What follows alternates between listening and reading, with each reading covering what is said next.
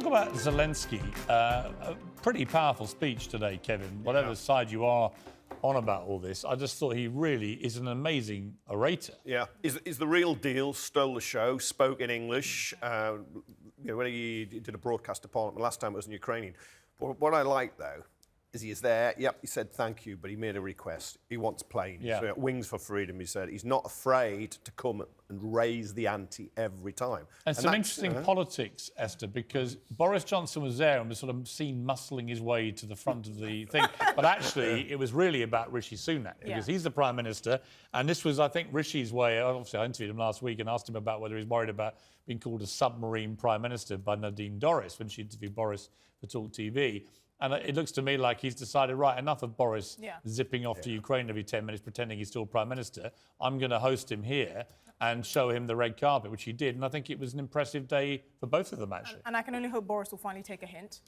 Because obviously he's... And take due credit, as Zelensky gave Boris, for getting the sort of coalition of support together. But right now, this is about Rishi Sunak, not Boris Johnson. Yeah, Sunak calls the shots now. He'll decide whether he gets planes or not, not Johnson. I mean, I find it interesting, the petty politics people are playing with Zelensky's outfit. And, that's ridiculous. I've seen people tweeting today, why does he always wear a military outfit? So, why do you think he's at war? Is he in a country at war? Yeah, exactly. This is the second time he's left the country.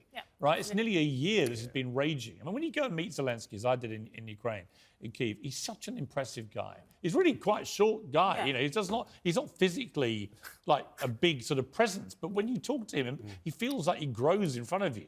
He's got such eloquence, the way he expresses himself, such resilience and kind of determination to win this. And I think a bit like Churchill in World War II for us, in a way, he's helped persuade the Ukrainian people. He's rallied them. We can win this. And he didn't expect this. I think people forget that, you know, at no point in his presidency did he think, you know, I would be leading the country during a conflict with Russia for a year. Right. So I think people need to understand he really has the weight of an entire nation on his shoulders. So nitpicking on things like his image and all of that, it's very petty. And it's also losing sight of the bigger issue. Russia will not stop at Ukraine. And I think for us to forget that is irresponsible. You know, I do find it weird, Kevin, that Republicans, we interviewed Carrie Lake earlier, who's a rising star in the party, but there is a real sentiment now amongst Republicans that they should be almost pulling out of Ukraine.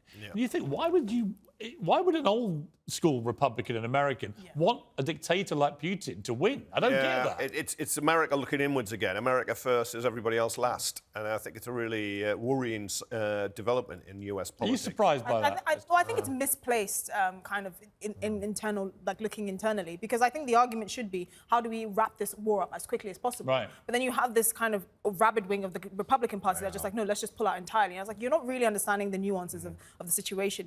You should want this war to wrap up very quickly because it affects everyone. You should want a fast conclusion, not let's pull out immediately. Right. Zelensky also met King Charles at Buckingham Palace, obviously coronation coming up. It was a nice meeting of these two people. And he made a nice line, Zelensky, about all the pilots now in Ukraine are kings to him. And he presented actually a pilot's helmet, didn't he, in Parliament. But a big few weeks and months coming up for King Charles, leading up to this coronation, Kevin. It's a big moment for him, for the country, for the monarchy. And of course... and for you personally, obviously you're leaving the country. As a reporter, I'm actually thinking of going, I am actually thinking of going away to miss it. But for him, it is huge. Of course, he's got to work out what is he going to do with his own family. And you've got the Andrew scandal still there, and some of his mates seem to be pushing. He's really the Dreyfus of and then you got Harry. And you can't ignore that. Right. Well, you certainly can't ignore the interview that we have tomorrow night, because we have the first television interview in the world with the lady who took Harry's virginity. And we've got a little clip from this. This is Sasha Walpole from my interview, which is airing tomorrow night. People are asking, family and friends, oh, yeah, we know who it is. And then suddenly it's just the reality of this isn't going to go away.